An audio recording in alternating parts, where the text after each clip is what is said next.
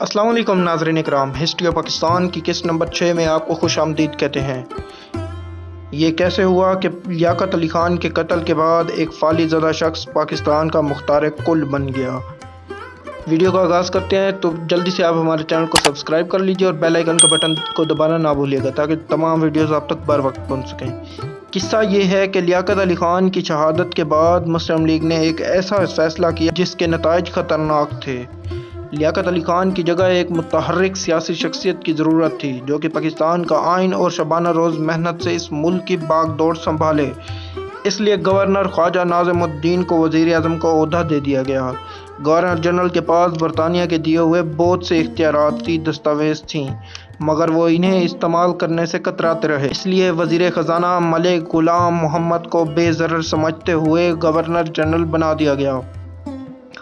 فالج کے مریض ملک غلام محمد بیوروکریٹ تھے۔ قیام پاکستان کی جدوجہد سے ان کا دور دور تک کوئی واسطہ نہ تھا، اس لیے انہیں عوامی امنگوں سے کوئی سروکار نہ تھی۔ اس پر ستم ظریفی دیکھیے کہ فالج کی وجہ سے ان کی گفتگو کسی کو سمجھ ہی نہ آتی۔ ان کی امریکی سیکرٹری ترجمہ کرنے کے لیے فرائض سر انجام دیا کرتی تھیں۔ اس وقت پاکستان کا آئین نہیں بنا تھا اور پاکستان کو برطانیہ کے 1935 کے ایکٹ کے تحت چلایا جا رہا تھا۔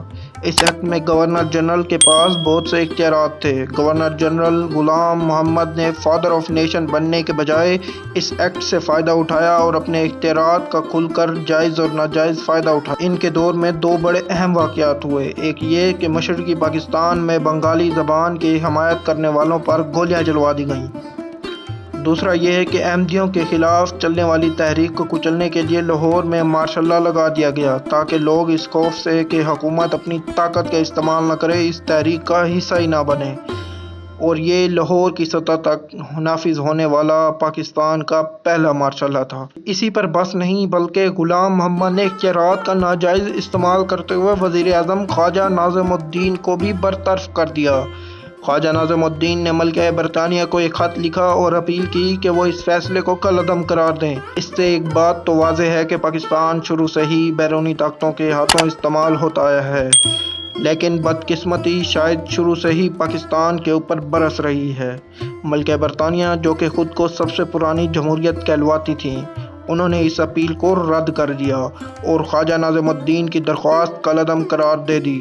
ملک غلام محمد نے خواجہ ناظم الدین کی جگہ امریکہ میں پاکستانی سفیر محمد علی بوگڑا کو وزیر اعظم کی کرسی تحفے میں دے دی۔ اس سے ایک اور بات ثابت ہوتی ہے کہ پاکستانیوں پر ملٹری اور سول اسٹیبلشمنٹ نے مل کر بادشاہی کی ہے۔ اگلے برس یعنی 1954 میں غلام محمد نے دستور ساز اسمبلی کو بھی تحلیل کر دیا۔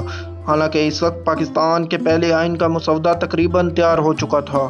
یوں لگتا تھا کہ شاید ہی قائد اعظم کے بعد کوئی حکمران آیا ہو جسے اس پاک دھرتی کی قدر ہو۔ سب اس ملک پر بادشاہت کرنے کے لیے یا بالواسطہ ان سے بادشاہت کروائی گئی ہے۔ بہرحال آگے چلتے ہیں۔ کہا جاتا ہے کہ اسمبلی توڑنے کا ایک مقصد یہ تھا کہ نئے آئین میں جو گورنر جنرل کے اختیارات کم کیے جانے ہیں اسے منظور ہی نہ ہونے دیا جائے۔ یہ بھی کہا جاتا ہے کہ اس فیصلے میں انہیں army chief general Ayub Khan کی مکمل حمایت حاصل تھی۔